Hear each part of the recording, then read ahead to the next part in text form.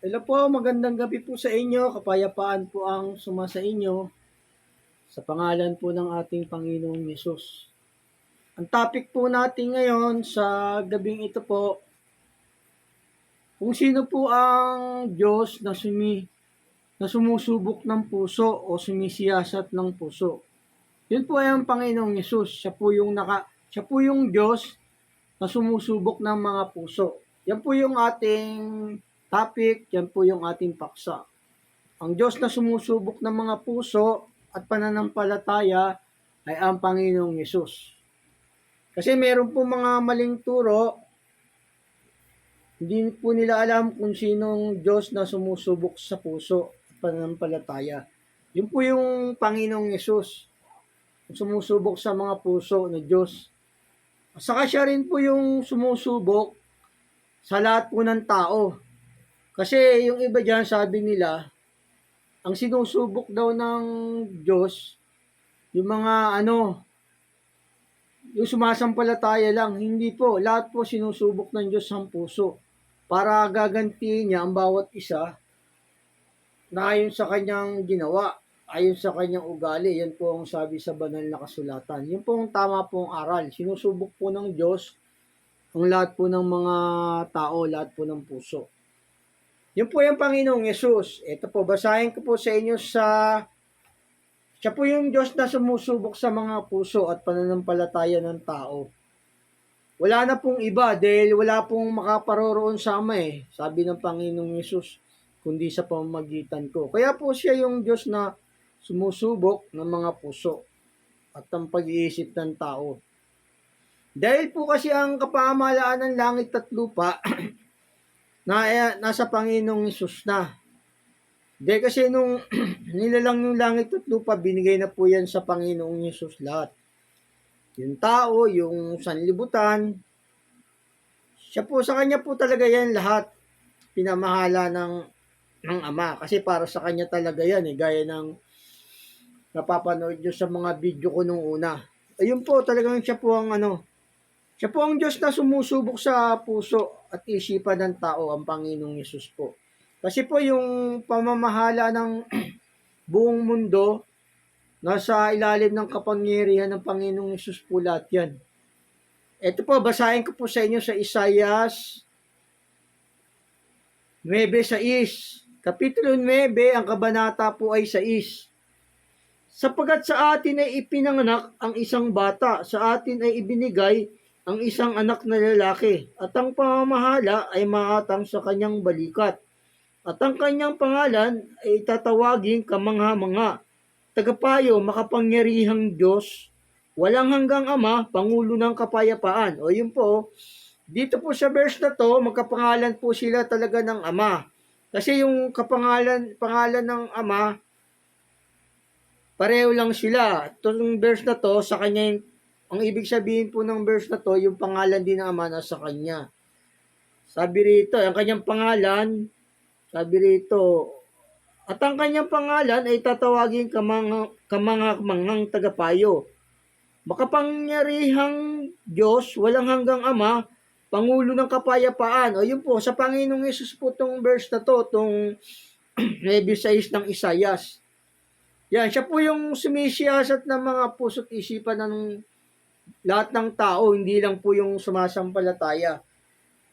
Pati po yung lahat ng tao, siya po ang sumusubok ng puso, pananampalataya, ang Panginoong Yesus po. Kasi nasa kanya lahat ng kapamahalaan po ng langit at lupa. Ibinigay na po yan sa kanya ng Ama. Basahin ko po sa inyong muli. sa 9:6 ng Isaias, sapagkat sa atin ay ipinanganak ang isang bata, sa atin ay ibinigay ang isang anak na lalaki, at ang pamamahala ay maatang sa kanyang balikat. At ang kanyang pangalan ay tatawagin kamangang tagapayo. Makapangyarihang Diyos, walang hanggang Ama, Pangulo ng Kapayapaan. O yun po, Pangulo ng Kapayapaan po ang Panginoong Yesus. Kaya po yung pangalan niya, yung pangalan ng Ama, dala niya rin po. Isa lang po pangalan ng Ama sa anak. Kasi po yung kapamahalaan ng langit at lupa, lahat yan nasa kanyang pamamahalang yan. Kaya siya yung Diyos na bumababa. Wala naman pong Diyos na bumababa sa langit. kundi ang Panginoong Yesus, sabi ng banal na kasulatan.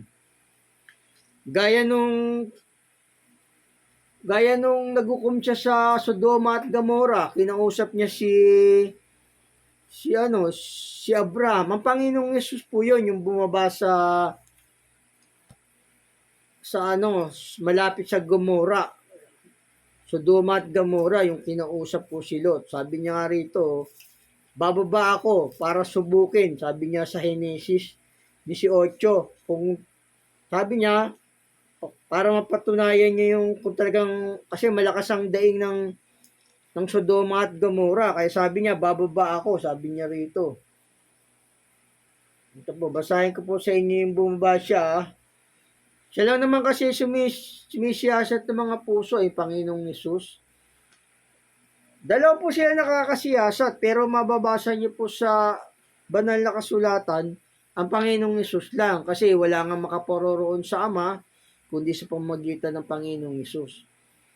Kaya po rin po ng Ama na makasiyasat ng puso't isipan, pero dadaan muna sa Panginoong Yesus kasi wala makaparoroon sa Ama sabi ng Panginoong Yesus kundi sa pamamagitan ko. Ito po yung bumaba po yung Panginoong Yesus, yung kinausap si Abraham dito siya po yung bumaba para masubok niya talaga kasi malakas ang daing, maabot sa kanila yung daing ng mga tao Dito po sa 18 ng Henesis, Kapitulo 18, ang kabanata 20, patuloy. At sinabi ng Panginoon, sapagkat ang sigaw ng Sodoma at Gomora ay malakas, at sapagkat ang kasalanan nila ay napakalugba, ay bababa ako ngayon at titignan ko kung ginawa nga ang ayon sa sigaw na dumarating hanggang sa akin. Bababa siya kasi dumarating nga yung sigaw Lumaabot doon sa Panginoong Yesus sa mag-ama At kung hindi ay aking malalaman. Yun po. At ang mga lalaki ay nagsilayo roon at nagsitungo sa Sodoma. Datapot si Abraham ay nakatayo pa sa harapan ng Panginoon. Ayun, kinausap si Abraham dito ng Panginoong Yesus kasi nga sabi ng Panginoon, bababa ako, sisiguraduhin niyang totoo ang sigaw na dumarating sa kanya Basahin ko po sa inyo muli. At sinabi ng Panginoon, sapagkat ang sigaw ng Sodoma at Gomora ay malakas at sapagkat ang kasalanan nila ay napakaluba, ay bababa ako ngayon. Siya bababa siya, sisiguraduhin niya para ganun po ibig sabihin nito. Titignan ko kung ginawa nga ang ayon sa sigaw na dumarating hanggang sa akin. At kung hindi, aking malalaman. Yun po, bumaba ang Panginoong Yesus noon nung kinausap po si Abraham. Kasi po yung pamamahala nasa Panginoong Yesus na yan. Yung pamamahala po ng langit at lupa nasa Panginoong Yesus po yan. Kaya siya po yung Diyos na kasisiyasat ng puso ng tao. Ganun po. Ito po basahin ko po sa inyo rito sa Mateo 28. Yung pamamahala kasi nasa kanya Ito po sa may Mateo Kapitulo 28, ang kabanata 18. Kasi yung pamamahala nasa Panginoong Yesus na. Yung langit at lupa. Ito po sa Mateo 28:18, patuloy. At lumapit si Jesus sa kanila at sila'y kanyang kinausap na sinasabi, ang lahat ng kapamahalaan sa langit at sa ibabaw ng lupa ay naibigay na sa akin.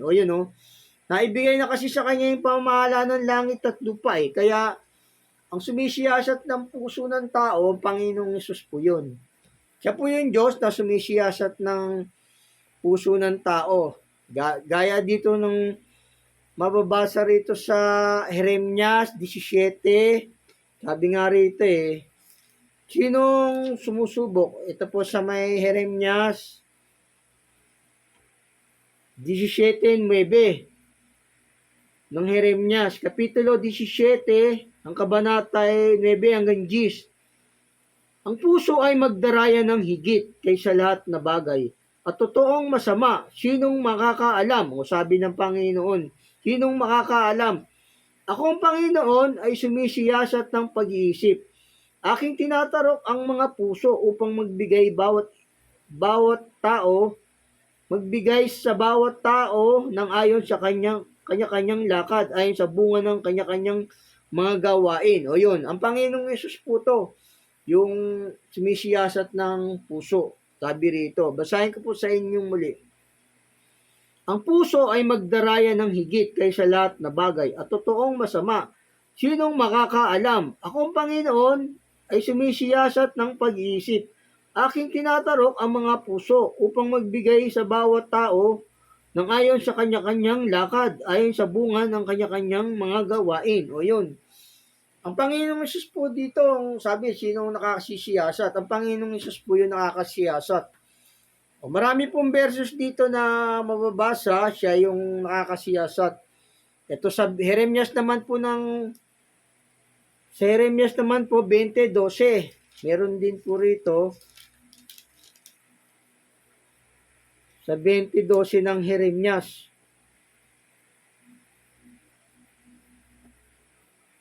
Ngunit o Panginoon ng mga hukbo na tumatarok ng patuwid at nakakita ng pag-iisip at ng puso, ipakita mo sa akin ang iyong pagiganti sa kanila sapagkat sa iyo ay nihayag ko ang aking usap. O yun. Sabi rito, siya yung sumisiyasat ng puso at pag-iisip. Sabi sa Jeremias 20:12. Dahil sabi niya, wala makaparoroon sa Ama kundi sa pamagitan ko. Kaya siya po yung Diyos na sumisiyasat ng puso. Sinusubok ng Diyos, ng Panginoong Yesus, lahat ang may pananampalataya at wala. Siya po sumusubok ng mga puso. Para gantihin niya ang bawat isa ayon sa kanyang ginawa. O dito po sa Pedro, basahin ko po sa inyo sa Pedro. Sinusubok niya yung sumasampalataya at hindi ng Panginoong Yesus. Kasi kung susubukin niya lang yung sumasampalataya, hindi niya mabibigay yung kagantihan sa bawat tao. Lahat po sinusubok ng Diyos ang puso. Lahat po yun. Hindi lamang po yung sumasampalataya.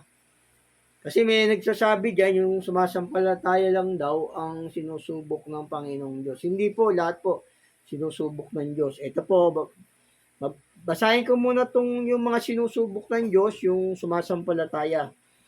Sa unang Pedro 6-7, na ito ang inyong totoong kinagagalak, bagamat ngayon, sa sandaling panahon, kung kailangan ay pinalumbay kayo sa mulit-muling pagsubok, upang ang pagsubok sa inyong pananampalataya na lalong mahalaga kaysa ginto na nasisira, bagamat ito'y sinusubok sa pamagitan ng apoy, ay masumpungan sa ikapupuri, sa ikaluwalhati at ikararangal, sa pagkahayag ni Hesukristo. Ayun po, dito, sa verse pong ito, sinusubok dito yung mga sumasampalataya. Sa may unang Pedro 1:6-7 po. Pero lahat po sinusubok ng Diyos ang mga puso. Mamaya po, babasahin ko po sa inyo na ang lahat ng tao sinusubok po ng Panginoong Diyos. Babasahin ko pong muli sa inyo dito sa unang Pedro, Kapitulo 1:6, Kabanatay 6:7. At ito ang inyong totoong kinagagalak, bagamat ngayon, sa sandaling panahon, kung kailangan, ay pinalumbay kayo sa mulit-muling pagsubok, upang ang pagsubok sa inyong pananampalataya na lalong mahalaga kaysa ginto na nasisira, bagamat ito'y sinusubok sa pamamagitan ng apoy, ay masumpungan sa ikapupuri, sa ikaluwalhati, sa ikararangal ng pagpakahayag ni Hesukristo. Ayun po, yung verse pong ito, ang sinusubok dito yung sumasampalataya. Pero lahat po sinusubok. Mababasa po yun dito sa ibang verse sa ibang aklat ng Biblia. Lahat po sinusubok ng Diyos ang puso. Sumasampalataya at hindi. Kasi magaganti niya ang bawat isa ayon sa kanyang ginawa, sabi ng banal na kasulatan. Alam po ng Panginoong Yesus ang lahat ng haka ng puso, sabi sa banal na kasulatan. Ito sa John 23. Sa unang 1, sa 1 po, sa 1:2-23. Sabi rito ng Panginoong Yesus sa mga apostol. Lahat po sinusubok ng Diyos ang puso, hindi lang po yung sumasampalataya. Kaya nga gaganti niya ang bawat tao ay sa kanyang ginawa. Kasi may iba dyan yung turo, yung sumasampalataya lang daw sinusubok. Hindi po lahat po sinusubok ng Diyos. Ito po sa sa 2:24, kasi lahat kasi alam ng Panginoong Hesus ang lahat ng haka ng puso. Dito po sa 1, Kapitulo 2, ang Kabanatay 24, datapot si Jesus sa kanyang sarili ay hindi rin nakatiwala sa kanila sapagkat nakikilala niya ang lahat ng mga tao. Nakikilala lang lahat ng mga tao ang Panginoong Hesus. Sabi rito sa talatang to. Sabi, nakikilala niya yung ugali, puso ng tao. Yun po ibig sabihin dito sa verse pong ito, sa talatang to. Basahin ko po sa inyong muli sa 1:2:24. Tatapat si Jesus sa kanyang sarili ay hindi rin nakatiwala sa kanila sapagkat nakikilala niya ang lahat ng mga tao. Nakikilala niya ang lahat ng mga tao. Kasi nga, yung kapamahalaan sa Panginoong Hesus na yan. Yung kapamahalaan po ng langit at lupa. Kasi nung una pa, binigay niya ng Ama sa kanya. Sabi nga niya dito sabi nga ni Pedro sa kanya Panginoon, nalalaman mong lahat ng mga bagay. Nalalaman mong iniibig kita, sabi nga ni Pedro Nung tinanong si Pedro, nung pagkaahon sa pagkahuli ng isda, ito po, basahin ko po sa inyo dito sa 1:21-16. Nung nagpakita ang Panginoong Hesus dito, yung nabuhay siyang muli. Sabi dito ng Panginoong Hesus. Dito po sa 1, Kapitulo 21, ang Kabanatay 16. Sinabi niya sa kanyang muli na ikalawa, Simon, anak ni Juan, iniibig mo ba ako? Sinabi niya sa kanya, Oo, Panginoon, nalalaman mo na kita'y iniibig. Sinabi niya sa kanya, alagaan mo ang aking mga tupa. Sinabi niya sa kanya sa ikatlo, Simon, anak ni Juan, iniibig mo ba ako? Nalumbay si Pedro sapagkat sa kanya'y sinabing makaitlo. Sinabing 3 beses tinanong si Pedro Tapos ang sagot ni Pedro, iniibig mo ba ako? Sabi ng Panginoong Hesus. At sinabi niya sa kanya, Panginoon, nalalaman mo ang lahat ng mga bagay. Nalalaman mo na kita'y iniibig. Sinabi sa kanya ni Hesus, pakanin mo ang aking mga tupa. Nalalaman ng Panginoong Hesus ang lahat ng mga bagay. Yung mga tao, yung puso, yung haka ng puso.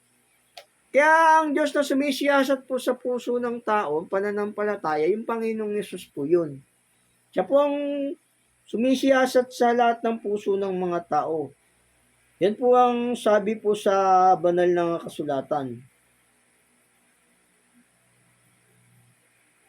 Kasi gaganti niya ang bawat isa ayon sa kanyang ginawa, ayon sa kanyang ugali.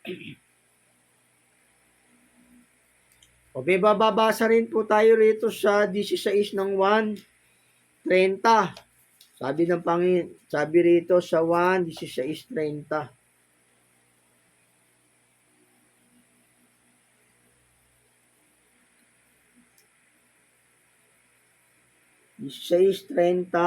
Dito po. Ngayon ay nakikilala namin, nalalaman mo ang lahat ng mga bagay. Nalalaman ng Panginoong Hesus ang lahat ng mga bagay. At hindi na kailangan na tanungin ka ng sino man. Dahil dito'y nagsisampalataya kami na ikaw ay nagbuhat sa Diyos. Nalalaman ng Panginoong Hesus ang lahat ng mga bagay. Sabi ng banal na kasulatan. Siya po yung Diyos na sumisiyasat sa puso ng mga tao. Lahat po sinusubok ng Diyos ang lahat. Wala na pong lahat po sinusubok ng Diyos ang pananampalataya.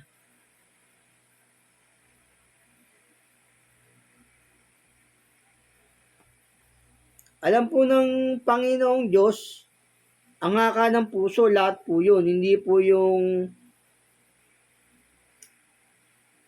po yung sumasampalataya lang. Lahat po, alam ng Panginoong Diyos, ng Panginoong Hesus. Siya po yung sumusubok sa puso ng mga tao. Ito po sa, may bababasa rin po tayo rito na ang Diyos ang sumusubok sa puso. Ito po sa 7:9 ng mga awit. Yun po yung Panginoong Yesus. Tsaka siya magbibigay sa bawat tao ayon sa kanyang mga gawa eh. Ito po sa mga awit 7:9. O wakasan, ang kasamaan ng masama, ngunit itatag mo ang matuwid.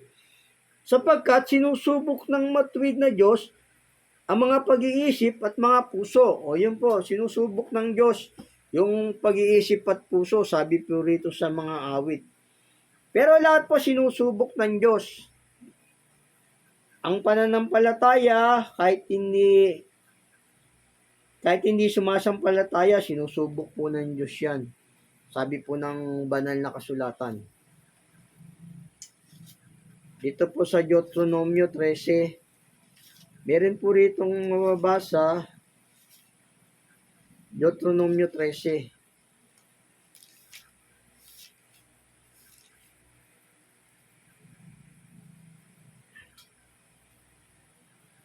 Ito hindi sumasampalataya to, pero sinusubok ng Diyos yung puso nito. Sabi rito sa Deuteronomio 13:1 patuloy. Kung may bumangon sa gitna mo na isang manghuhula o isang mapanaginipin ng mga panaginip at kanyang bigyan ka ng isang tanda o kababalaghan at ang tanda o ang kabalaghan ay nangyari na kanyang pagsalitaan ka na nasabihin, sumunod tayo sa ibang mga Diyos na hindi mo nakikilala at ating paglingkuran sila. At huwag mong didinggin ang mga salita ng mga hulang yaon o ng mapanaginiping yaon ng mga panaginip. Sapagkat sinusubok kayo ng Panginoon ninyong Diyos, kumaalaman kung iniibig ninyo ang Panginoon ninyong Diyos ng inyong buong puso at ng inyong buong kaluluwa. Ayun po. Sabi rito, huwag mong didinggin ang mga salita ng manghulang yaon o ng mapanaginiping yaon ng mga panaginip. O yung manghula to, pero kumbaga walang pananampalataya to, sinusubok ng Diyos. Sinusubok po ng Panginoong Diyos, ng Panginoong Yesus ang lahat ng puso.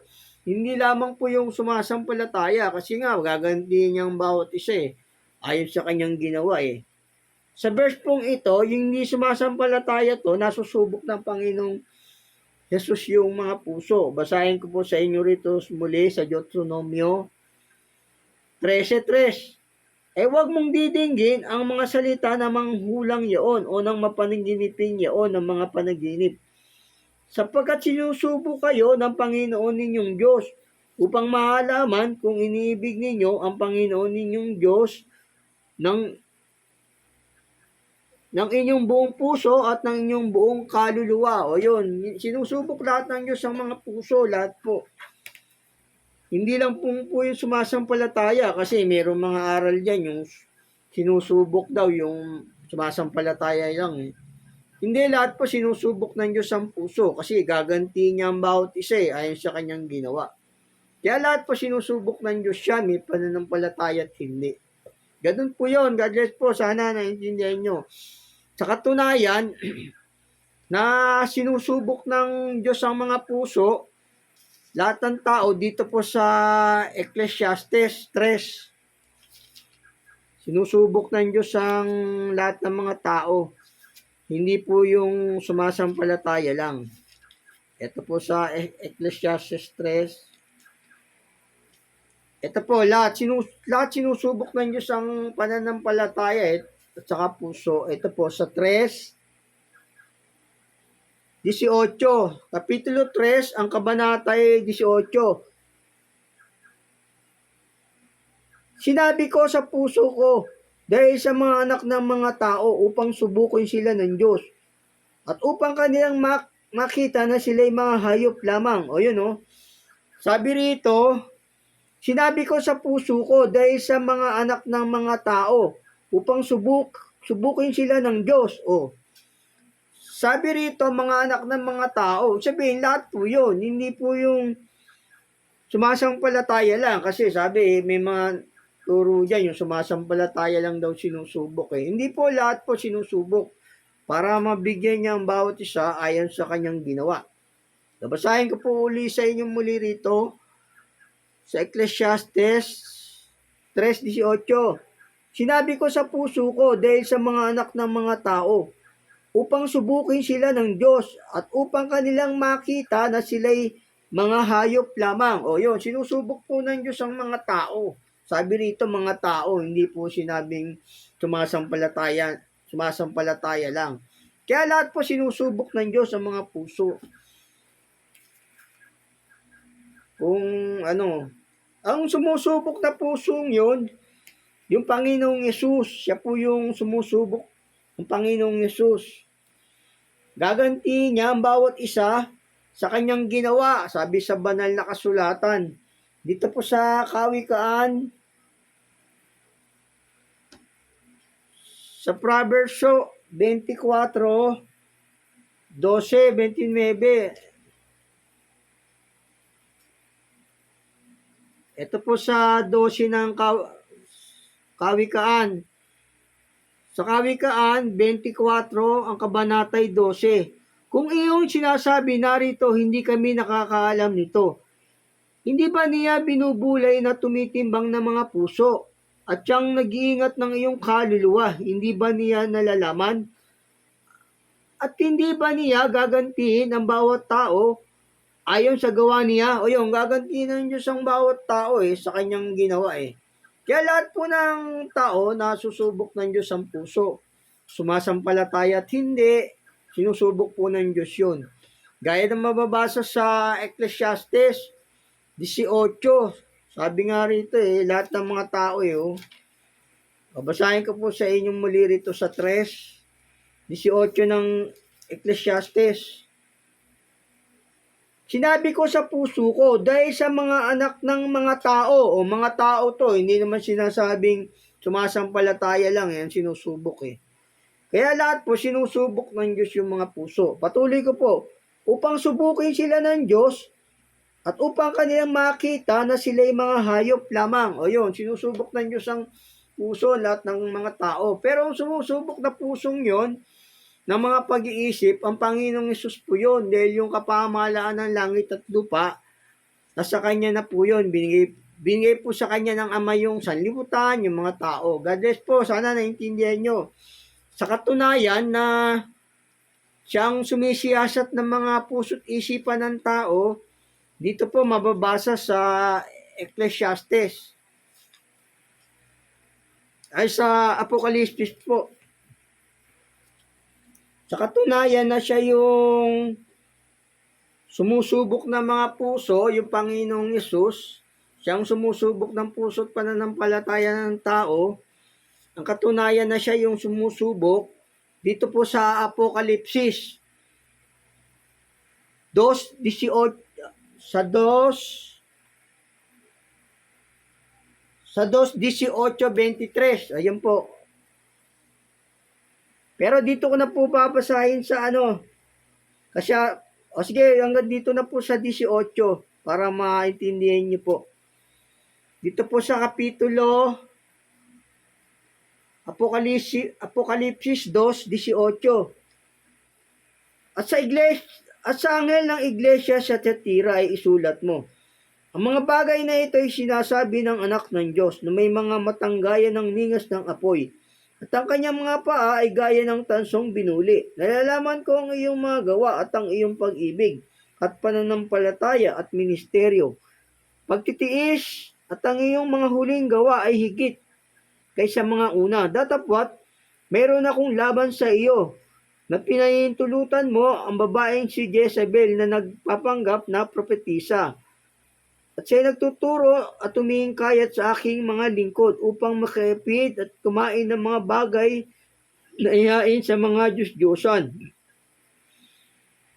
At binigyan ko siya ng panahon upang makapagsisi at siya'y ayaw magsisi sa kanyang pakikiapid. Narito, aking siyang iraratay sa higaan at ang mga nakiapid sa kanya sa malaking kapighatian, maliban na kung sila'y pagsisi sa kanyang mga gawa. At papatayin ko ng salot ang kanyang mga anak, at malalaman ng lahat ng mga iglesia na kuyaong sumasaliksik ng mga puso't at sumasaliksik ng mga pag-iisip at ng mga puso.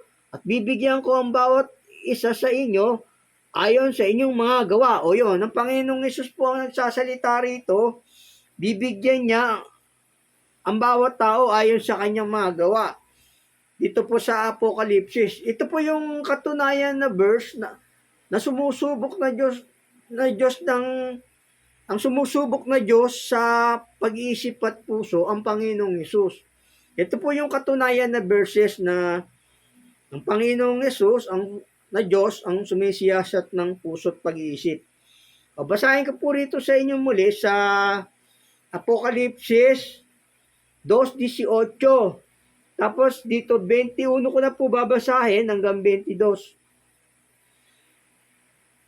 At sa anghel ng iglesia sa Tiatira ay isulat mo, ang mga bagay na ito ay sinasabi ng anak ng Diyos, na may mga matang gaya ng ningas ng apoy, at ang kanyang mga paa ay gaya ng tansong binuli. At binigyan ko siya ng panahon upang makapagsisi, at siya'y ayaw magsisi sa kanyang pakikiapid. Narito akin siyang iraratay sa higaan at ang mga nakiapid sa kanya sa malaking kapighatian, maliban na kung sila'y magsipagsisi sa kanyang mga gawa. At papatayin ko ng salot ang kanyang mga anak, at malalaman ng lahat ng mga iglesia na ako yaong sumasaliksik ng mga pag-iisip at ng mga puso. At bibigyan ko ang bawat isa sa inyo ng ayon sa inyong mga gawa. O yun po, ang katunayan, tong verse na to, ang Panginoong Hesus na Diyos ang sumisiyasat ng puso't pag-iisip. Sana po naintindihan nyo. O basahin ko pong muli para maintindihan nyo. Dito na lang po sa last verse ko babasahin sa Apokalipsis 2:23. At papatayin ko ng salot ang kanyang mga anak, at malalaman ng lahat ng mga iglesia na kuyaong sumasaliksik ng mga pag-iisip at ng mga puso. At bibigyan ko ang bawat isa sa inyo ng ayon sa inyong mga gawa. Ayun, God bless po. Sana naiintindihan nyo, ang Panginoong Hesus na Diyos ang sumisiyasat ng puso at pag-iisip. Wala na pong ibang Diyos na sumisiyasat ng puso at pag-iisip, kundi yung Panginoong Hesus po. Dahil wala pong makaparoroon sa Ama, kundi sa pamamagitan ko, sabi ng Panginoong Hesus. God bless po. Sana naunawaan nyo po. Magandang gabi po. Ingat po kayo lagi sa pangalan po ng ating Panginoong Hesus. God bless po. Pakisubscribe nyo lang po ako para marami po kayong malaman ng mga aral ng Panginoong Hesus. Para hindi po kayo madaya ng mga bulaang propeta. God bless po. Ingat po kayong palagi sa pangalan ng ating pong Panginoong Hesus. I love you po sa pangalan ng ating Panginoong Hesus. God bless po.